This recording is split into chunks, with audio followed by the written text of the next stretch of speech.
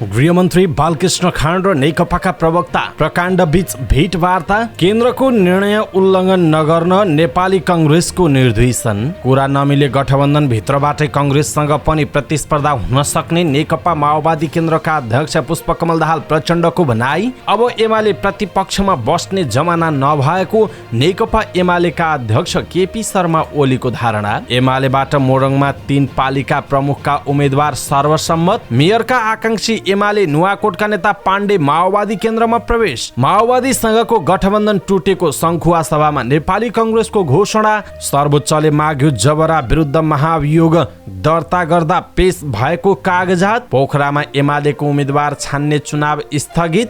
देशैभर आफ्नो सामर्थ्यले चुनाव लड्ने राष्ट्रिय प्रजातन्त्र पार्टीका अध्यक्ष राजेन्द्र लिङदेनको भनाई। नेपाली कांग्रेसको पक्षमा उत्कृष्ट चुनावी गीत पठाउनेलाई 2,75,000 रुपैयाँ पुरस्कार दिइने। कृषिमा आमूल परिवर्तन गर्न जरुरी रहेको अर्थमन्त्री जनार्दन शर्माको भनाई। गएको 24 घण्टामा थप 14 जनामा कोरोना संक्रमण, 55 जना निको भई। संस्थागत श्रम स्वीकृतिको काम अब अनलाइनबाटै हुन थाल्यो। दोब्बर भयो कागतीको मूल्य गोटाकै 20 रुपैयाँसम्म पर्ने। पाकेको केराको मूल्य दर्जनको झण्डै 200 रुपैयाँ पुग्यो। फोहोर वर्गीकरण नगरे 500 रुपैयाँ जरिवाना हुने काठमाडौँ महानगरपालिकाको भनाई। सप्तरीमा आग लागि हुँदा 1 बालकको मृत्यु, 3 घर जले। बक्स अफिसमा KGF 2 को शानदार सुरुवात। CYC नेपालको IPO को बिक्री खुल्ला। श्रीलङ्कामा औषधि अभाव, छिमेकी र सहयोगी देशसँग सहयोग माग्न आग्रह। FA कप सेमिफाइनलमा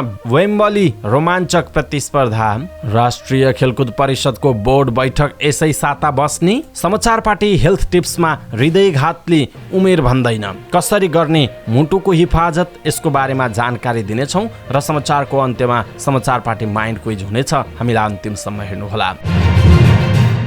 दर्शक महानुभाव नमस्कार। समाचार पार्टी.com को न्यूज बुलेटिनमा यहाँलाई हार्दिक स्वागत छ। म प्रहलाद चन्द्र घिमिरे। सदाको झैं आज पनि हामी उपस्थित भएका छौं। आजका महत्त्वपूर्ण समाचारहरू, ब्रेकिङ न्यूज अपडेटहरू लिएर हामीलाई अन्तिमसम्म हेर्नुहोला अनि हाम्रो मेहनतका लागि यो भिडियोमा एउटा सानो लाइक अवश्य गर्नुहोला।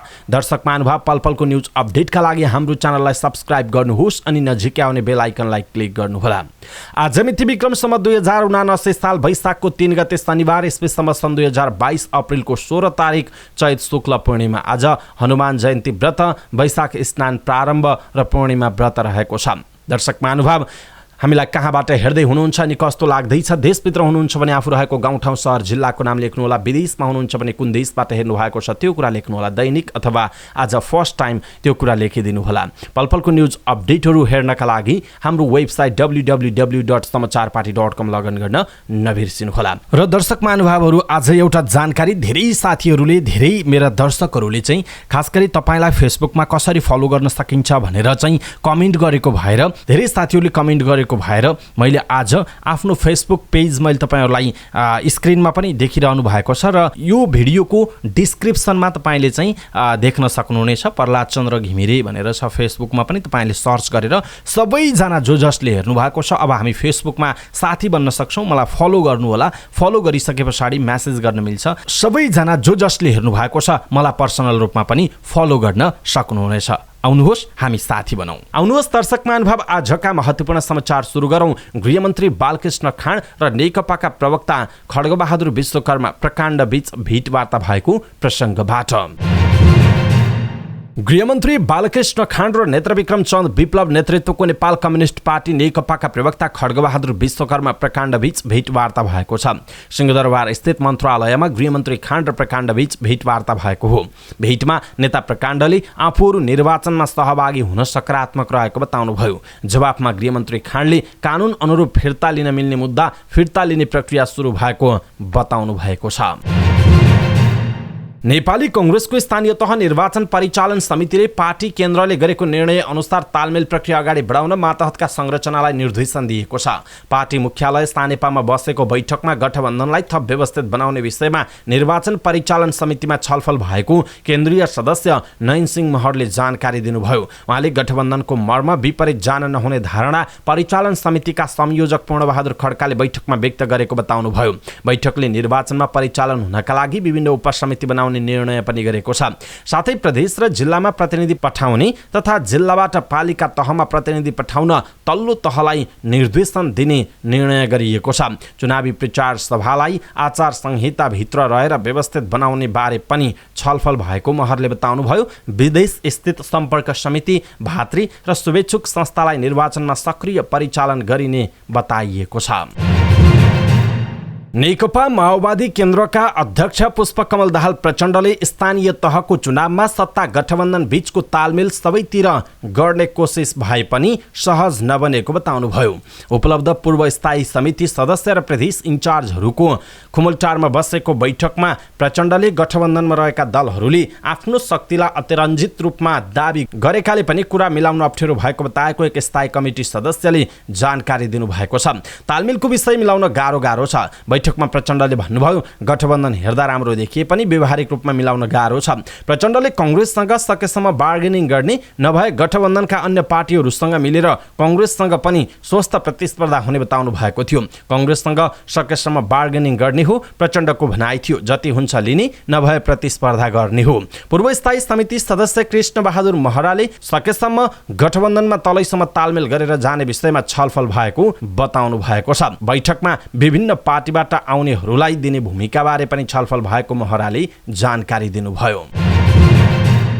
नेकपा एमालेका अध्यक्ष एवं पूर्व प्रधानमन्त्री केपी शर्मा ओलीले नेकपा एमाले एकछिनका लागि प्रतिपक्षमा रहेको बताउनुभयो।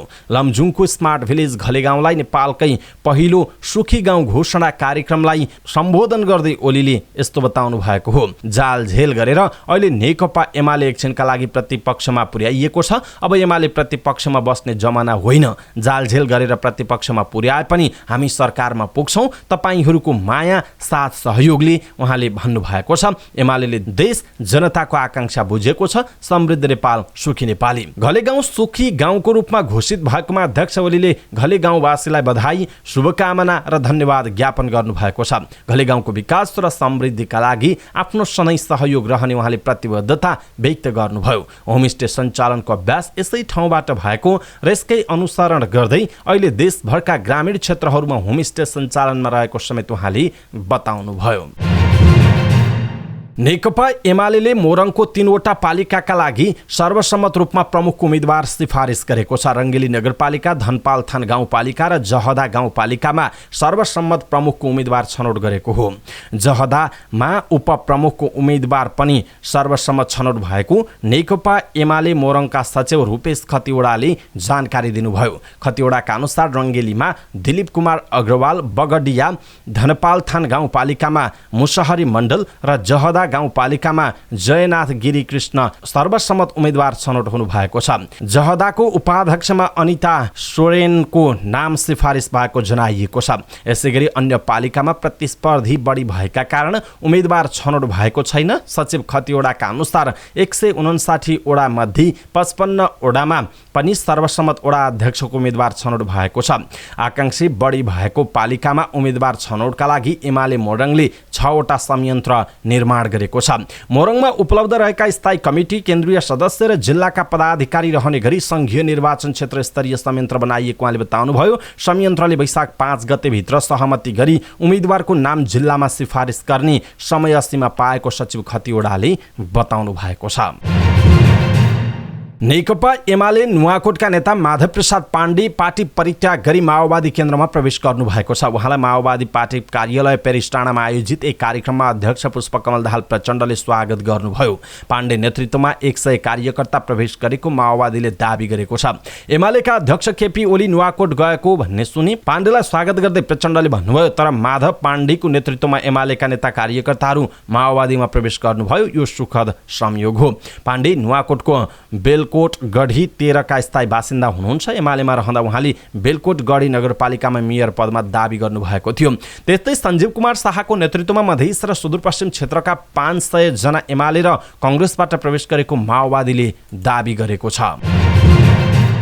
स्थानीय चुनावमा सत्तारूढ गठबन्धनका दलहरू बीच जिल्ला स्तरमा सहमति जुट्न सकेको छैन। लगातार 5 दिनसम्म सङ्खुवासभाको खाँदबारीमा चलेको सत्तारूढ गठबन्धनको बैठकले तालमेलको सहमति जुटाउन नसकेको हो। शुक्रबार पनि गठबन्धनको बैठक बसेको थियो, तर भागबण्डाको कुरा नमिलेपछि गठबन्धनका नेताहरू बिना निष्कर्ष उठेका छन्। गठबन्धनका संयोजक एवं कांग्रेस सभापति दीपक खड्काले भन्नुभयो, माओवादी केन्द्रसँग गठबन्धन हुने सम्भावना सकिएको बताउनुभयो। माओवादीसँग अब गठबन्धन हुन्न, तर बाँकी दलहरूसँग छलफल हुन्छ, खड्काले भन्नुभएको छ। माओवादी केन्द्रले आफ्नो मतभार भन्दा बढी भाग खोजेपछि तालमेलबारे सहमति जुट्न नसकेको उहाँले बताउनुभयो। कांग्रेसले जितेको ठाउँमा पनि दाबी गर्नुभयो, त्यो भनेको गठबन्धन नगर्ने भन्ने नै भयो, खड्काले भन्नुभएको छ। माओवादी केन्द्र बाहेक नेकपा एकीकृत समाजवादी, जनता समाजवादी पार्टी र राष्ट्रिय जनमोर्चासँग भने जिल्ला स्तरमा छलफल हुने उहाँको भनाइरहेको छ। माओवादी केन्द्रका केन्द्रीय सदस्य एवं सङ्खुवासभा इन्चार्ज राजेन्द्र कार्कीले पनि जिल्ला स्तरमा तालमेलको सहमति जुट्ने सम्भावना सकिएको बताउनु भएको छ। सर्वोच्च अदालतले प्रधान न्यायाधीश चोलेन्द्र शमशेर जबरामाथिको महाभियोग दर्ता गर्दा पेश भएको कागजात झिकाउने आदेश गरेको छ। महाभियोग विरुद्ध परेको रिट निवेदनमाथि प्रारम्भिक सुनवाई गर्दै सर्वोच्चले सुरुमै कागजात झिकाउने आदेश गरेको हो। त्यो मुद्दा सुरुमै संवैधानिक इजलासमा पेश भएको थियो। अब संवैधानिक इजलासले झिकाएका कागजात अध्ययन गर्छ, सर्वोच्च अदालतका प्रवक्ता विमल पौडेलले भन्नुभएको छ। त्यसपछि मात्रै कारण देखाउ आदेश अनि अन्तरिम आदेश जारी हुने कि नहुने भन्ने विषयमा प्रवेश हुन्छ, उहाँको भनाइ छ। अधिवक्ता डाक्टर पुण्यप्रसाद खतिवडाले महाभियोग विरुद्ध सर्वोच्च अदालतमा रिट निवेदन पेश गर्नु भएको थियो। त्यही निवेदनमाथि शुक्रबार सुरुवाती बहस भएको हो। अधिवक्ता त्रिलोक बहादुर चन्दले पेश गरेको अर्को निवेदनलाई सर्वोच्च अदालतले साथै राख्न आदेश दिएको छ। नेकपा एमाले पोखरा महानगरपालिका कमिटीले मेयर र उपमेयरको उम्मेदवार छान्न तय गरेको निर्वाचन अन्तिम समयमा आएर स्थगित भयो। अब केन्द्रीय नेतृत्वले नै उम्मेदवारको टुङ्गो लगाउने बताइएको छ। एमाले मेयरमा 1 महिलासहित 3 जना र उपमेयरमा 1 पुरुषसहित 3 जनाको नाम सिफारिस गर्न भनेको छ। नगर कमिटीमा आकांक्षीहरू बीच लगातार 3 दिन छलफल गर्दा पनि सहमति नजुटेपछि मतदानबाट टुङ्गो लगाउने तय भएको थियो। निर्वाचनलाई उपमहासचिव एवं प्रचार विभाग प्रमुख पृथ्वी सुब्बा गुरुङ र स्थानीय कमिटी सदस्य एवं संगठन विभाग प्रमुख खगराज अधिकारी पक्षले प्रतिष्ठाको लडाईँका रूपमा लिएका थिए र त्यस अनुसार नै आवेदन परेको थियो। पृथ्वी सुब्बा पक्षले मेयरमा पुष्पज्योति ढुङ्गाना, दीपक पौडेल र मीना कुमारी गुरुङलाई मत दिन नेताहरूले सर्कुलर गरेका थिए। उपमेयरमा तेज नारायण अधिकारी, टीकाराम पङ्गिनी र बिन कुमारी गुरुङलाई मत हाल्न गुरुङ पक्षले भनिसकेका थिए। खगराज पक्षले पूर्व मेयर तथा सांसद कृष्ण थापा, दर्शन लामा र सावित्री भण्डारीको नाम मेयरका लागि मत दिन लबिङ भइरहेको थियो। तर बिहिबार मतदान अघि जिल्ला तहका नेताको उपस्थितिमा बसेको पोखरा महानगर कमिटीको बैठकमा मतदानमा जाँदा कार्यकर्ता नेता बीच फाटो आउने भन्दै सबैको नाम केन्द्रमै पठाउने प्रस्ताव आयो, जसलाई बहुमतले पारित गरेको छ। महानगर कमिटीमा पृथ्वी सुब्बा गुरुङ पक्षको बहुमत रहेको जनाइएको छ। राष्ट्रिय प्रजातन्त्र पार्टीका अध्यक्ष राजेन्द्र लिङदेनले स्थानीय तह निर्वाचनमा देशैभर आफ्नो सामर्थ्यले लड्ने बताउनुभयो।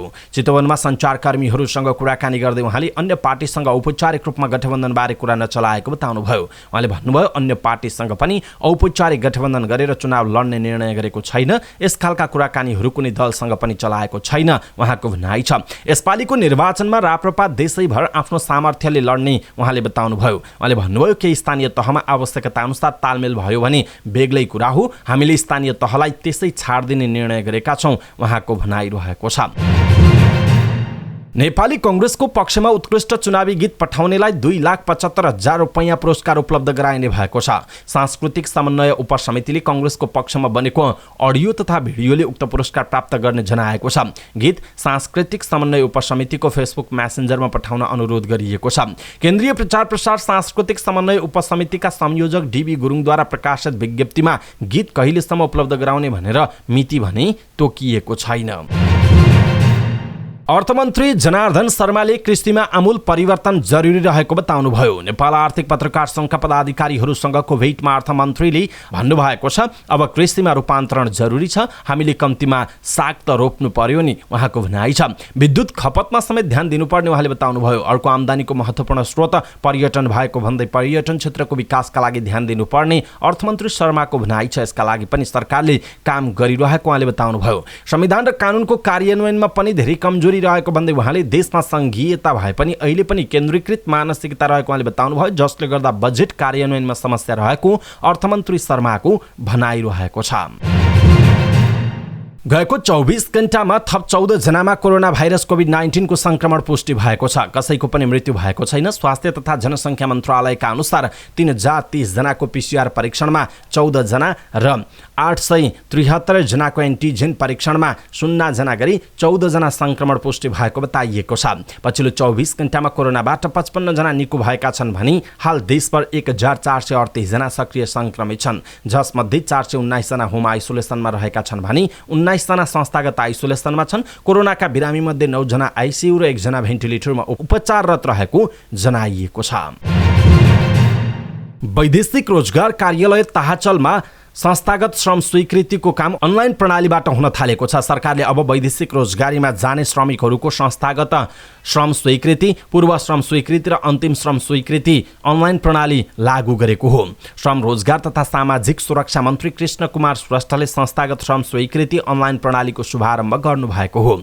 शुभारम्भ कार्यक्रममा बोल्दै श्रम मन्त्री श्रेष्ठले सरकारले अहिले वैदेशिक रोजगारीमा जाने श्रमिकहरूको हक हित भन्दा बाहेक अन्य कुनै पनि निर्णय नगर्ने बताउनुभयो। उहाँले सरकारले संस्थागत रूपमा श्रम स्वीकृति अनलाइन प्रणाली लागू गर्दा मेन पावर कम्पनीका प्रतिनिधिहरूको रोजगारी गुमेको गुनासो आउन थालेको बताउनुभयो। मन्त्री श्रेष्ठले मेन पावरका कर्मचारीहरूलाई बेरोजगार बनाउने उद्देश्यले नभएर प्रणालीलाई सिस्टममा ल्याउँदा यस्तो अवस्था आएको दाबी गर्नुभयो। वैदेशिक रोजगार कार्यालयहरूले अब वैदेशिक रोजगारीमा जाने श्रमिकहरूको काममा ढिला सुस्ती र कसैलाई दुःख दिने कुरा मनैदेखि हटाउन कर्मचारीहरूलाई पनि निर्देशन दिनुभयो। अब सरकारले वैदेशिक रोजगारी सम्बन्धी सबै कामहरू अनलाइन प्रणाली मार्फत गर्ने तयारीमा मन्त्रालय रहेको मन्त्री श्रेष्ठको भनाइरहेको छ। दर्शक महानुभाव, यसप्रति तपाईँको धारणा के छ? आफ्नो धारणा तलको कमेन्ट बक्समा कमेन्ट गर्नुहोला। एक महिनाको बीचमा नेपाली बजारमा कागतीको मूल्य झण्डै 3 गुणाले वृद्धि भएको छ। गत चैत 1 गतेसम्म प्रति किलो थोकमा 190 रुपियाँमा बिक्री भएको कागतीको मूल्य वैशाख 2 मा आइपुग्दा 350 रुपियाँसम्म पुगेको कालीमाटी फलफुल तथा तरकारी बजार विकास समितिले जनाएको छ। बजारमा प्रति गोटा कागतीको मूल्य 20 रुपियाँसम्म पुगेको छ। कालीमाटी बजारमा कागतीको प्रति किलो मूल्य कम्तीमा 320 देखि 350 रुपियाँसम्म रहेको बजार विकास समितिका सूचना अधिकारी विनय श्रेष्ठले बताउनुभयो। चिसो मौसममा उत्पादन हुने कागती महँगो हुनुमा पहिलो कारण मौसम र दोस्रो आयातको स्रोत मुलुक भारतमै महँगिएर नेपालमा असर देखिएको श्रेष्ठले बताउनु भएको छ। नेपालमा निकै कम मात्रामा कागती फल्ने र फलेको कागती पनि ठुलो बजारसम्म आई नपुग्ने भएकाले कागतीमा काठमाडौँ जस्तो ठुलो सहर भारतमै पर्न निर्भर रहेको श्रेष्ठको भनाइरहेको छ। यसैबीच नेपाली बजारमा पाकेको केराको खुद्रा बिक्री मूल्य हालसम्मकै उच्च बिन्दुमा पुगेको छ। कालीमाटी तरकारी तथा फलफुल बजार विकास समितिका अनुसार केही दिन यता प्रति दर्जन पाकेको केराको थोक मूल्य 160 रुपियाँसम्म पुगेको छ। खुद्रा बजारमा दर्जनमै करिब 200 रुपियाँ नजिक पुग्न थालेको छ। केराको मूल्य सम्भवतः अहिलेसम्मकै उच्च भएको बजार विकास समितिका सूचना अधिकारी विनय श्रेष्ठले बताउनुभयो। थोकमै 160 रुपियाँ पर्ने प्रति दर्जन केराको मूल्य खुद्रामा भने अझै बढी हुने श्रेष्ठको भनाइ छ। पछिल्लो 2 सातादेखि केराको मूल्य बढिरहेको पनि उहाँले बताउनुभयो। चैत दोस्रो सातासम्म प्रति किलो 120 रुपियाँ दर्जन रहेको केराको मूल्य वैशाख 2 गते 150 देखि 160 रुपियाँ थोकमा मूल्य कायम भएको छ। यसअघि प्रति गोटा 10 रुपियाँ पर्ने केराको मूल्य अब कोसामा 3.5 रुपियाँसम्म बढेको विकास समितिले जनाएको छ। दर्शक महानुभाव, यसप्रति तपाईँको धारणा के छ? आफ्नो धारणा तलको कमेन्ट बक्समा कमेन्ट गर्नुहोला। काठमाडौँ महानगरपालिकाले कुहिने र नकुहिने फोहोर छुट्टा छुट्टै वर्गीकरण गर्न आग्रह गरेको छ। वर्गीकरण नगरिएका फोहोर बोक्ने गाडीसम्म ल्याई पुनः घरमा नै फर्काएर कारबाही स्वरूप प्रति व्यक्ति रु 500 रुपियाँ जरिवाना समेत गर्ने जनाइएको छ। काठमाडौँ महानगरपालिका वातावरण विभाग प्रमुख सरिता राईका अनुसार यसरी छुट्याइएको फोहोर व्यवस्थापन गर्न सहज हुने र छुट्याइएको फोहोर लिने गाडी पनि फरक फरक दिन आउने भएकाले सोही अनुरूप व्यवस्थापन गर्नुपर्ने हुन्छ। कामपाको आग्रहलाई व्यवस्था गरी प्राकृतिक स्रोत संरक्षण ऐन 2077 को दफा 51 को थ तथा फोहोर मैला व्यवस्थापन ऐन 2068 को दफा 38 थ अनुसार कसुर मानी सजाय गर्ने पनि महानगरपालिका नगरपालिकाले जनाएको छ। पछिल्लो समय महानगरपालिका लगायत काठमाडौँ उपत्यकाको 18 स्थानीय तहको फोहोर व्यवस्थापन कार्य जटिल बन्दै आएको र नुवाकोटको सिस्टोल भरिनाका साथै उक्त स्थानसम्म जाने सडकमा स्थानीय बासिन्दाले समय समयमा अवरोध गर्दा गत फागुन महिनामा 19 र चैतमा 12 दिन उपत्यकाको फोहोर सडकमा नै थुप्रिएको थियो। सप्तरीको बोधे वर्षाइन नगरपालिकामा भएको आगलागीमा परि एकजना बालकको जलेर मृत्यु भएको छ। 3वटा घर जलेर नष्ट भएको छ। नगरपालिकाको वडा नम्बर 10 अमरैया टोलमा शुक्रबार दिउँसो आगलागी भएको हो। आगलागीमा परि गोठमा सुतिरहेका स्थानीय शत्रुघ्न यादवका 5 वर्षीय छोरा शैलेश यादवको जलेर ज्यान गएको सप्तरी प्रहरीका प्रवक्ता एवं डीएसपी माधव प्रसाद काफ्लेले जानकारी दिनुभयो। यादवकै घर गोठमा आगलागी भएको हो। आगलागीमा शत्रुघ्न यादवको गोठ, रघुनन्दन यादवको घर, जागेश्वर यादवको पक्की घरको एउटा झ्याल जल्दा 17 लाख बराबरको क्षति भएको प्रहरीको भनाइ छ। आगलागी स्थानीय बासिन्दा, नेपाल प्रहरी तथा सशस्त्र प्रहरीको सहयोगमा नियन्त्रणमा लिएको थियो। विश्वव्यापी रूपमा प्रदर्शनमा आएको एस स्टार दक्षिण भारतीय साउथ फिल्मले बक्स अफिसमा शानदार सुरुवात गरेको छ। फिल्मले रिलिजको पहिलो दिन सबै भाषामा गरी करिब 140 करोड र हिन्दी भर्सनमा मात्र करिब 55 करोड भारु कमाएको ट्रेड एनालिस्टलाई उद्धृत गर्दै भारतीय सञ्चार माध्यमहरूले जनाएका छन्। फिल्मले पहिलो सातामा आमिर खानको दङ्गल र एसएस राजमौलीको बाहुबली 2 को व्यापारिक रेकर्डलाई तोड्ने अनुमान समेत गरिएको छ। प्रशान्त नील निर्देशित केजीएफ को दोस्रो सिक्वेलले बक्स अफिसमा नयाँ रेकर्ड समेत कायम गरिरहेको छ। यो फिल्म प्रति दर्शकमा देखिएको क्रेजका कारण नेपालमा समेत मल्टिप्लेक्सहरूमा 24 घण्टा सो छुट्याइएको थियो। मूलतः कन्नड भाषामा बनेको यो फिल्ममा सञ्जय दत्त, रविना टन्डन, प्रकाश राज, श्रीनिधि शेट्टी लगायतको मुख्य भूमिका रहेको छ। सीवाईसी नेपाल लघुवित्त वित्तीय संस्था लिमिटेडले प्राथमिक सार्वजनिक निष्कासन आइपिओ को बिक्री खुल्ला गरेको छ। कम्पनीले प्रतिकिता 100 अङ्कित रु 3,95,33,600 बराबरका 3,95,336 किता साधारण सेयर निष्कासन तथा बिक्री खुल्ला गरेको हो।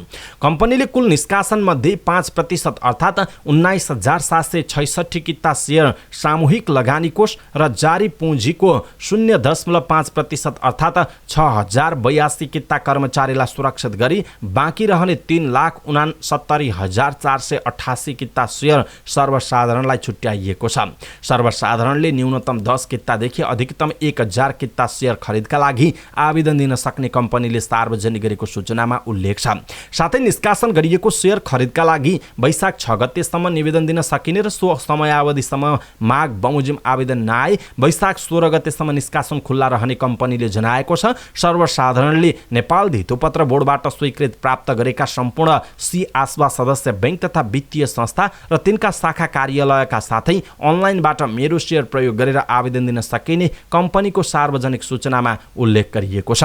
कम्पनीको धितोपत्र निष्कासन तथा बिक्री प्रबन्धक ग्लोबल आइएमई क्यापिटल लिमिटेड रहेको छ। कम्पनीलाई केयर रेटिङ संस्था केयर नेपाल लिमिटेडले केयर एनपी बीबी माइनस इन्स्योर रेटिङ प्रदान गरेको जनाइएको छ। श्रीलङ्कामा आर्थिक सङ्कटका कारण औषधि अभाव हुन थालेको छ। बिरामीका लागि अत्यावश्यक कतिपय औषधिको अभाव हुन थालेको त्यहाँको स्वास्थ्य मन्त्रालयले जनाएको छ। श्रीलङ्काका स्वास्थ्य अधिकारीले तत्काल औषधि र स्वास्थ्य उपकरणको व्यवस्थापनमा जुट्न सरकारलाई आग्रह गरेको समाचार संस्था एएफपीले जनाएको छ। छिमेकी तथा सहयोगी देशसँग सहयोग माग गर्न पनि उनीहरूको सुझाव छ। दक्षिण एसियाली देश श्रीलङ्कामा आर्थिक सङ्कटका कारण औषधि सहित अरू अत्यावश्यक वस्तु तथा सेवाको पनि अभाव छ। मूल्य वृद्धि अत्याधिक भएको छ। अभाव र मूल्य वृद्धिको विरोधमा नागरिकले आन्दोलन गरिरहेका छन्। आन्दोलनका कारण राजनीतिक सङ्कट पनि थपिएको छ। तत्कालीन सबै मन्त्रीले राजीनामा दिएपछि अहिले केही नयाँ मन्त्री नियुक्त गरेर सरकार सञ्चालन भइरहेको छ। तर प्रभावकारी काम हुन सकेको छैन। सरकारले समस्या समाधान गर्न ठोस कदम चाल्न नसकेको भन्दै आलोचना हुँदै आएको छ। प्रधानमन्त्री महिन्दा राजपाक्सेले प्रदर्शनकारीलाई वार्तामा आउन यसअघि आग्रह गरेका थिए, तर वार्ता हुन सकेको छैन। श्रीलङ्काले विदेशी ऋण भुक्तानीमा मङ्गलबार मात्रै अस्थायी रोक लगाएको छ। ऋण तिर्नका लागि प्रयोग हुने विदेशी मुद्राले केही समयका लागि औषधि, इन्धन, खाद्यान्न लगायतका वस्तु खरिद गर्न सक्ने गभर्नर पी नन्दलाल वीरासिंहेले बताएका छन्। इङ्ग्लिस फुटबल समर्थकका लागि यो हप्ता FA कप सेमिफाइनलको हप्ता हो। सेमिफाइनलमा आज म्यान्चेस्टर सिटी र लिभरपुल तथा भोलि चेल्सी र क्रिस्टल प्यालेस बीच प्रतिस्पर्धा हुँदैछ। यो दुवै प्रतिस्पर्धा वेम्बलीमा हुनेछ। प्रिमियर लिगमा अघिल्लो आइतबार बराबरीमा रोकिएका म्यान्चेस्टर सिटी र लिभरपुलले 6 दिनपछि आज FA कपको फाइनल खेल्न लागेका छन्। अर्को सेमिफाइनलको खेलमा चेल्सी र क्रिस्टल प्यालेस भिड्नेछन्। 6 पटक FA कपको उपाधि उचालेको टोली म्यान्चेस्टर सिटी र लिभरपुल तथा 8 पटकको विजेता चेल्सी पुराना विजेता हुन् भने क्रिस्टल प्यालेस 3 पटक फाइनल पुगेर पनि अहिलेसम्म उपाधि जित्न नसकेको टिम रहेको जनाइएको छ। विश्वमै लामो समय चल्ने प्रतियोगिताका रूपमा चुनिएको FA कपको 150औं सिजनको सेमिफाइनलमा क्रिस्टल प्यालेस पुगेको छ। यस पटकको FA कपको फाइनलमा उपाधि विजेता टोली बीच नै प्रतिस्पर्धा हुन्छ कि पहिलो उपाधिको खोजीमा रहेको टिम पनि हुन्छ भन्ने टुङ्गो भोलि लाग्नेछ। फाइनलमा पुगेका दुई टोलीले 14 मेमा वेम्बली स्टेडियममा फाइनल खेल खेल्ने जनाइएको छ। नेपाली खेलकुदको नियामक निकाय राष्ट्रिय खेलकुद परिषदको बोर्ड बैठक 3 वर्षपछि पहिलो पटक यसै साता बस्ने भएको छ। 2077 असारमा राष्ट्रिय खेलकुद विकास ऐन लागू भए यता बैठक बस्न नसक्दा राखेपा नेतृत्वको आलोचना भएको थियो। तत्कालीन सदस्य सचिव रमेश कुमार सिलवाललाई ऐन अनुसार राखेपा बोर्ड बैठक नबोलाएको भन्दै सरकारले गत कार्तिक 1 गते बर्खास्त गरेको थियो। ऐन लागू भएको झण्डै 2 वर्षपछि पहिलो बोर्ड बैठक बोलाउन मन्त्रालयमा पत्राचार गरिएको सदस्य सचिव टङ्कलाल घिसिङले जानकारी दिनुभयो। उहाँले भन्नुभएको छ, परिषदको बैठक वैशाखको 10 गते भित्र राख्न माननीय मन्त्री समक्ष प्रस्ताव गरिसकेको छु। मन्त्रीज्यूको परामर्शमा छिट्टै परिषदको बैठकको मिति आह्वान गर्छु। बैठक डाक्नका लागि 24 घण्टा अगाडि सूचना दिएर जति बेला पनि बस्न सकिने छ भनेर ऐनमा छ। म संस्थागत तरिकाले चलाउँछु, उहाँको भनाइ छ। उहाँले बैठक नबसे पनि कार्यकारिणी समिति मार्फत धेरै महत्त्वपूर्ण निर्णयहरू गर्न सकिने भएकाले राखेपाको नियमित काममा धेरै असर नगरेको बताउनुभयो। नयाँ ऐनले सदस्य सचिवको नेतृत्व रहने गरी राखेपाकै सदस्यहरू समेत 7 सदस्यीय कार्यकारिणी समितिको परिकल्पना गरेको छ। राखेपा बोर्ड बैठक 2075 चैत 15 गते यता बस्न सकेको छैन। त्यति बेला 8औं राष्ट्रिय खेलकुदका लागि आवश्यक निर्णय गर्न बैठक बोलाइएको थियो। सदस्य सचिवका रूपमा केशव कुमार विष्टले 4 वर्ष कार्यकाल सकाएपछि नियुक्त हुनुभएका रमेश कुमार सिलवालको झण्डै 2.5 वर्ष लामो कार्यकालमा एक पटक पनि बैठक बस्न सकेको थिएन। समाचार पार्टी न्यूज बुलेटिनमा अब पालो भएको छ समाचार पार्टी हेल्थ टिप्स। आजको समाचार पार्टी हेल्थ टिप्समा हामीले हृदयघातले उमेर भन्दैन, मुटुको हिफाजत कसरी गर्ने त त्यसो भए यसको बारेमा जानकारी दिँदैछौँ। हामीलाई अन्तिमसम्म हेर्नुहोला अनि सबै नेपालीहरूमा आज पुर्याउनका लागि यो भिडियोलाई सक्दो सेयर गर्नुहोला। स्वस्थ रहने भन्नासाथ हामी शरीरको तौल नियन्त्रण गर्ने र मोटोपना घटाउने कुरा मात्रै गर्छौँ, तर स्वस्थ जवान र चुस्त रहनका लागि मोटोपना घटाउनु मात्र पर्याप्त छैन पक्कै पनि, किनकि हाम्रो शरीरका भित्री अङ्गहरूको हिफाजत पनि उत्तिकै आवश्यक छ। शरीरभित्रको अति महत्त्वपूर्ण अङ्ग हो मुटु। शरीरका प्रत्येक अङ्गमा आवश्यक रगतको आपूर्ति गर्ने काम यसले गर्छ, त्यसैले यसलाई स्वस्थ राख्न अत्यावश्यक छ। तर अहिलेको तनावयुक्त व्यस्त जीवनशैलीका कारण मुटु रोगीहरू बढिरहेका छन्। पहिले उमेरदार मानिसहरूलाई मात्र हुने मुटु सम्बन्धी समस्याले अहिले युवाहरूलाई पनि आफ्नो चपेटामा पार्न थालेको छ। मुटु स्वस्थ राख्न हामीले पहिले त तनाव हटाउनुपर्छ, त्यसपछि सक्रिय जीवनशैली अपनाएर र स्वस्थकर भोजन गरेर हामी मुटुलाई हिफाजत गर्न सक्छौँ। हामी मुटुलाई स्वस्थ राख्ने विभिन्न उपायको बारेमा जानकारी दिनेछौँ, अन्तिमसम्म हेर्नुहोला। सुरुमा त भोजनमा फ्याट अर्थात् बोसो हाम्रो भोजनको महत्त्वपूर्ण तत्त्व हो। यसले हाम्रो खानालाई स्वादिष्ट बनाउनुका साथसाथै तृप्त पनि बनाउँछ। स्वस्थ रहनका लागि असल फ्याट र खराब फ्याटको अन्तरलाई सही किसिमले बुझ्नुपर्छ। द अमेरिकन हार्ट एसोसिएसनले स्वस्थ रहनका लागि खानपानमा खराब स्याचुरेटेड फ्याटलाई असल र अनस्याचुरेटेड फ्याटले विस्थापन गर्ने सल्लाह दिएको छ। राम्रो स्वास्थ्यका लागि हामीले भोजनमा मोनोस्याचुरेटेड वा पोलिस्याचुरेटेड फ्याट समावेश गर्नुपर्छ। पोलिस्याचुरेटेड फ्याटले रगतमा खराब कोलेस्ट्रोलको स्तरलाई कम गर्छ, जसको कारण मुटु सम्बन्धी रोगहरू र स्ट्रोकको खतरा कम हुन्छ। यसबाहेक फ्याटले शरीरमा कोषहरू बन्न र विकसित हुन पोषक तत्त्व पनि प्रदान गर्दछ। खानामा यस्तो तेलको प्रयोग गर्नुहोस् जसमा स्याचुरेटेड फ्याटको मात्रा कम होस्। यसका लागि तपाईँ मकै, जैतुन, बदाम, सोयाबिन वा सनफ्लावरको तेल प्रयोग गर्न सक्नुहुनेछ। अर्को हो लाभकारी माछा। माछा प्रोटिनको सबैभन्दा राम्रो स्रोत हो। अन्य मासुजन्य पदार्थको तुलनामा यसमा स्याचुरेटेड फ्याटको मात्रा निकै कम हुन्छ। माछा ओमेगा फ्याटी एसिडको पनि राम्रो स्रोत हो। EPA र DHA जस्ता ओमेगा 3 फ्याटी एसिडहरू हाम्रो शरीरका लागि धेरै आवश्यक छन्, किनभने हाम्रो शरीरमा यसको निर्माण हुँदैन। यसलाई खानाको माध्यमबाट नै ग्रहण गर्न आवश्यक आवश्यक छ। यसका शाकाहारी स्रोतहरू ओखर, बदाम र सोयाबिन हुन्। ओमेगा 3 फ्याटी एसिडले शरीर सुन्निन इन्फ्लेमेसन कम गर्छ। इन्फ्लेमेसनको कारण रक्तनली क्षतिग्रस्त हुन्छ, जसका कारण हृदय रोग र स्ट्रोकको खतरा बढ्छ। साथै यसले मुटुको धड्कनको उतार चढावलाई पनि नियन्त्रण गर्छ र मुटुलाई सुरक्षित राख्छ। हालै 1500 वयस्क मानिसहरूमा गरिएको एक अध्ययनबाट ओमेगा 3 फ्याटी एसिड मस्तिष्कका लागि आवश्यक भएको पुष्टि भएको छ। अध्ययन अनुसार बच्चामा मस्तिष्कको सही विकासका लागि EPA र DHA आवश्यक छ। ओमेगा 3 फ्याटी एसिडले एकाग्रता बढाउन र कठिन कार्यहरू गर्ने क्षमता बढाउनमा पनि मद्दत गर्दछ। हृदय रोग बाट पीडित मानिसहरू खानाको माध्यमले पर्याप्त ओमेगा 3 प्राप्त गर्न सक्दैनन्। यस्ता मानिसहरू डाक्टरको सल्लाह लिएर सप्लिमेन्ट ग्रहण गर्न सक्छन्। त्यसैले कुनै पनि खाद्य पदार्थ ग्रहण गर्दा त्यसमा पोषणको स्तर जाँच्नुहोस् र त्यसमा स्याचुरेटेड फ्याटी एसिडहरूको मात्रा कति छ भन्ने कुरा पनि ख्याल गर्न जरुरी छ। त्यसो त मुटु रोगबाट कसरी जोगिने त?